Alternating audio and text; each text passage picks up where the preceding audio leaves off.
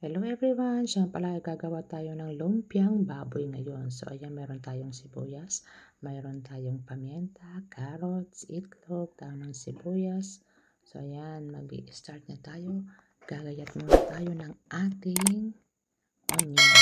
Isang pirasong onion lang muna. Hawain lang muna natin ng maliliit. Mahal ngayon ang sibuyas, kaya isa lang muna ang ating gagawin. Ang gagayatin natin. Kasi 1/4 lang yung ating baboy. So yun, natapos na natin gayatin. Ang isusunod natin yung ating bawang.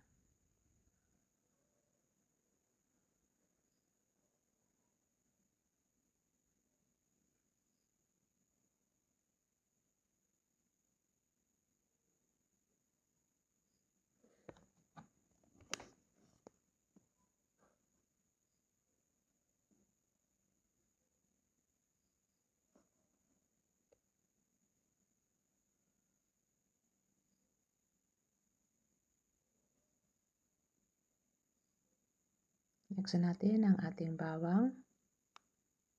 2 piraso lang na malaki.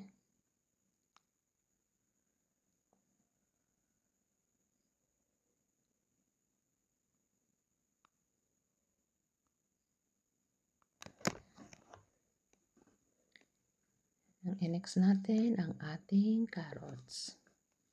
So yan, natapos na natin. Oops, nahulog pa yung aking itlog.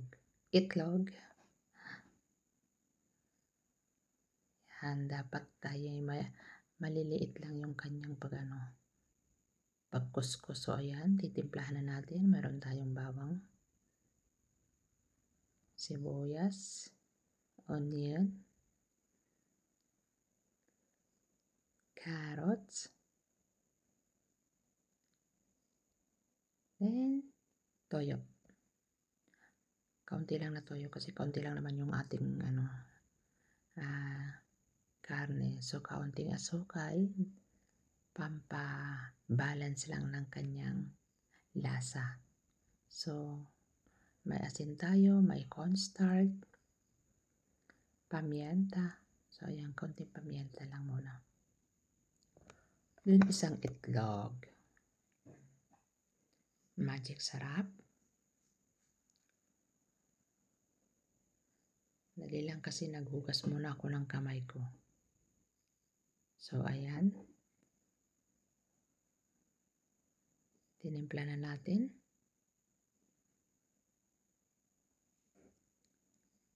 Then gagawa na tayo ng ating lumpia.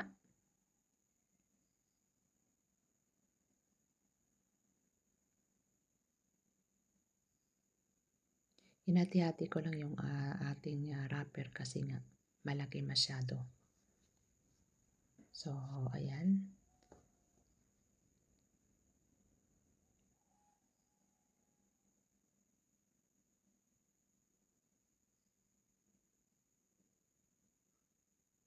Yung ating camera pala parang hindi nakikita yung pagbalot ko dyan .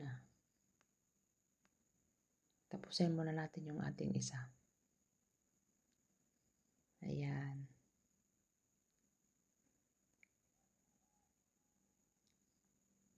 O ayan, nakita na paano tayo magbalot ng lumpia.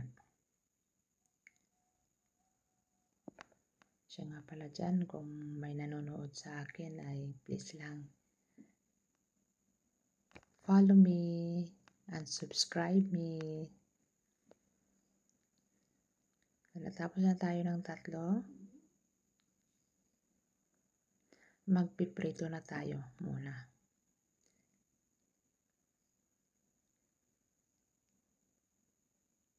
Ayan, naprito na tayo.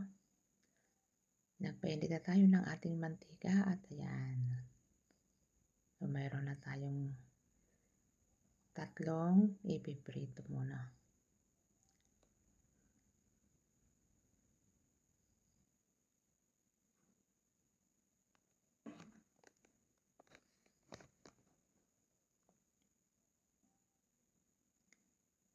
Yan, lumpia na siya.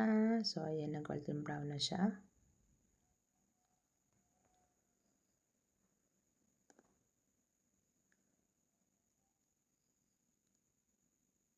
Hanguin na natin at titikman na natin yung ating lumpia. Yan, tikman na natin. Oh, ang sarap pa naman. Kaya lang kulang pa naman, wala pa tayong sausawan. Tinikman ko lang. Sarap ng lasa.